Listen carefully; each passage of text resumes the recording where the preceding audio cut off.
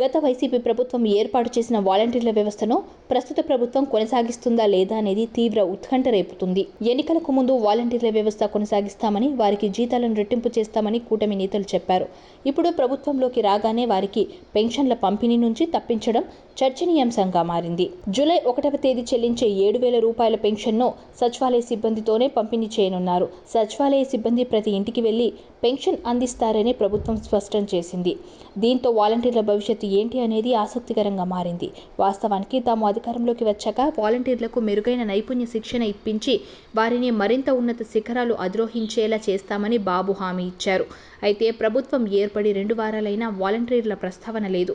ఈ విషయంపై రాష్ట్ర వ్యాప్తంగా తీవ్ర చర్చ సాగుతోంది. తాజాగా జరిగిన మంత్రివర్గ సమావేశంలో అయినా దీనిపై ఒక నిర్ణయం తీసుకుంటారని అందరూ అనుకున్నారు. కానీ వాలంటీర్ల ప్రస్తావన లేకుండానే మంత్రివర్గ భేటీ ముగిసింది.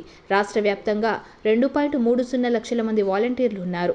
ఎన్నికలకు ముందు వైసీపీ నేతల ఒత్తిడితో 90,000 మంది రాజీనామాలు చేశారు. మిగిలిన 1.40 లక్షల మంది వాలంటీర్లు చంద్రబాబు ప్రభుత్వం తీసుకునే నిర్ణయం కోసం ఎదురుచూస్తున్నారు. ఇలాంటి మరో వారం రోజుల్లో రాష్ట్ర వ్యాప్తంగా పెన్షన్లను పంపిణీ చేయాల్సి ఉంది. ఇంటింటికి పంపిస్తామని ఎన్నికల సమయంలో చంద్రబాబు చెప్పారు. దీంతో వాలంటీర్లు తమను తీసుకుంటారని, జూలై 1 నుంచి తమకు విధులు అప్పగిస్తారని ఆశగా ఎదురుచూశారు. కానీ తాజా మంత్రివర్గ భేటీలో ఎలాంటి నిర్ణయం తీసుకోలేదు. అయితే పెన్షన్ మాత్రం ఇంటింటికి పంపిస్తామన్నారు. కానీ వాలంటీర్లతో కాకుండా ప్రస్తుతం ఉన్న గ్రామ, వార్డు సచివాలయాల్లోని సెక్రటరీలు, అడ్మిన్లను ఈ కార్యక్రమానికి వినియోగించుకునేందుకు ప్రభుత్వం నిర్ణయించింది. దీంతో ఇప్పటికిప్పుడు వాలంటీర్లను నియమించుకునే ఉద్దేశం ప్రభుత్వానికి లేనట్టని స్పష్టమవుతుంది.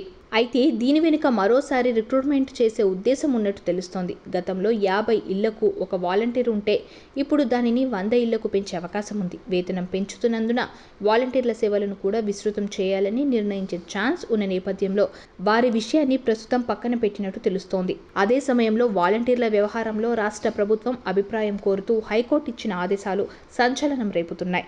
వాలంటీర్ల మూకుమ్మడి రాజీనామాలు ఆమోదించవద్దంటూ హైకోర్టులో పిటిషన్లు దాఖలయ్యాయి. దీనిపై అప్పట్లో విచారణ జరిపిన హైకోర్టు ఎలాంటి నిర్ణయం తీసుకోలేదు.